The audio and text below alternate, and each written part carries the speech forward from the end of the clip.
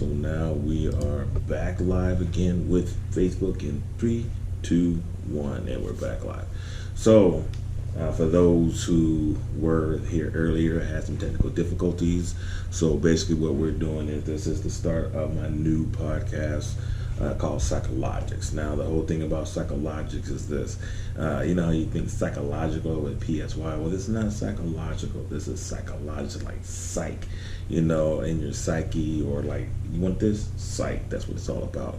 And so going to be bringing out some pretty good content, at least what I think will be pretty good content. Every so often I will do a live Facebook type deal.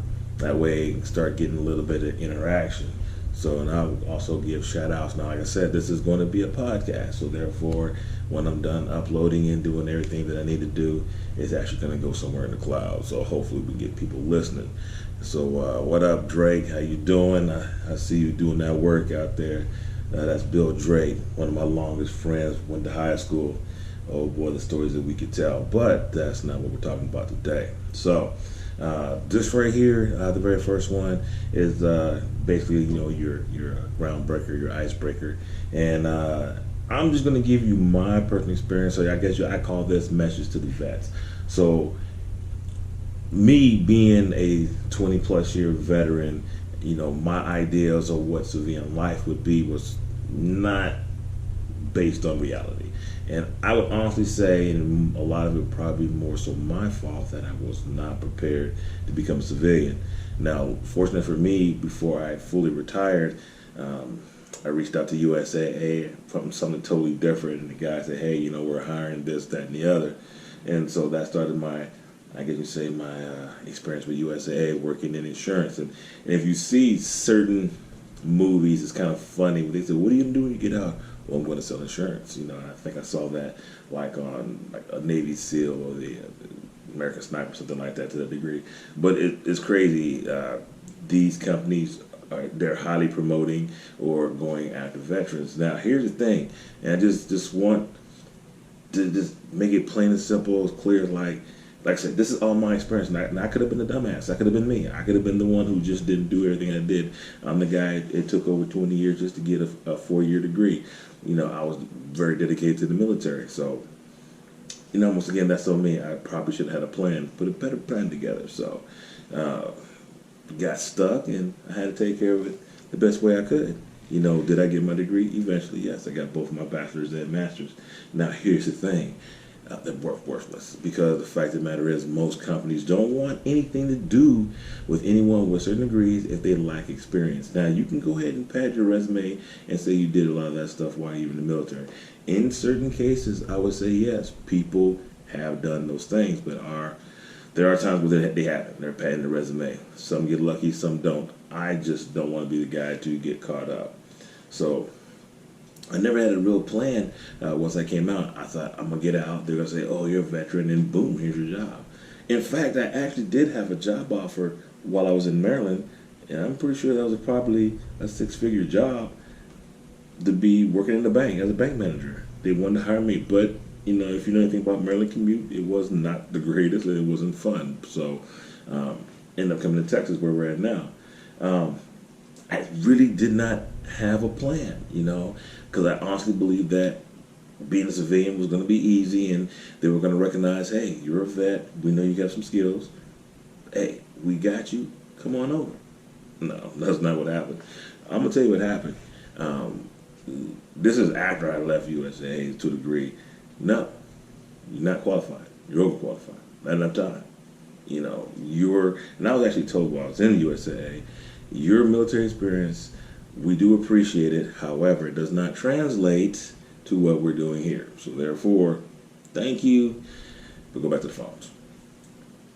But I'm not going to bash USAA, because I do appreciate what they did for me and give me the opportunity.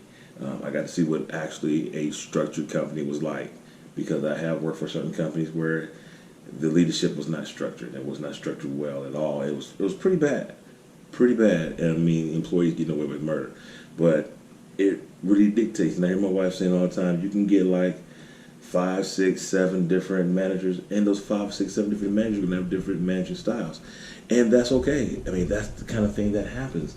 You know, they have their own style. Whether it's right or wrong, I go back to the one fact. Right is relative to who's in charge. So we look at it that way.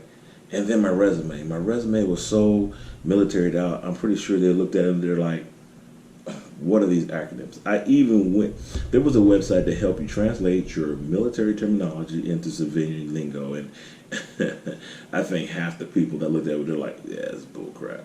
I'm not buying it, G, not happening. So, word to the wise, be careful how or how you write your resume or what you put in your resume. So, it is what it is. You know, there were a lot of bumps and bruises. I got out in 2012. It's 2019. Hasn't been the easiest 7 years. Some my fault, some not so bad my fault. But I would say a lot of it's my fault. Just trying to understand how to be a civilian. That happens. You know, the thing I will say is that make sure before you get out, you have a plan that makes sense. It makes sense. Yeah, you're going to see a lot of companies out here saying, oh, we're for the veterans. We're veteran friendly. Veteran friendly for to go clean the toilets, sweep the floors, entry-level jobs. They're not going to give you anything with any substance because they're going to say that you're not qualified or your type of qualifications doesn't really meet what they're looking for. But we got a bucket over here that you can go ahead and mop the floors. I hate to say it, but that's the way it is. Now, there are some people, once again, who get out the military and have a plan, and they don't have to worry about that. But this is for the dumbasses like me, who didn't have a plan, who thought everything would fall into place, who trusted civilians. I'm sorry, I hate to say it, I did trust civilians. I don't anymore. I have a better understanding, but it is what it is. You know, I have a job now working as a civilian. I got a better understanding, and, you know, I've had that come to Jesus moment, but hey, it is what it is. I'm making that money, and that's all that matters. I live in a house. I have a car. I eat food every day. My family's not starving. My son has a PlayStation or whatever kind of game system, and, oh, by the way, he has an iPad. So he's taken care of. So once you get out, like I said, if you're thinking that you're going to depend on these veteran-friendly companies, be very, very aware. Because unless, and this is a fact, I'm sorry, but it is a fact, unless you are wearing the rank of sergeant major or lieutenant colonel, some high rank, more than likely, you're not going to get favorable treatment. Bottom line. Civilians understand rank, and they understand officers for the most part. You see a lot of officer-friendly type jobs. So, what's going on, Andy? I see you popped in there.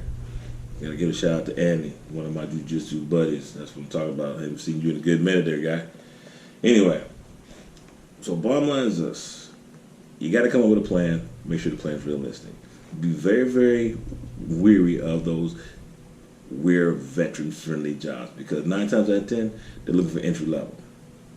Trust me, I have looked for some veteran-friendly jobs, and even they were like, no. I thought because I was, 24-year veteran, have a lot of knowledge about the military and things of that nature, I could even get a job with the Wounded Warriors.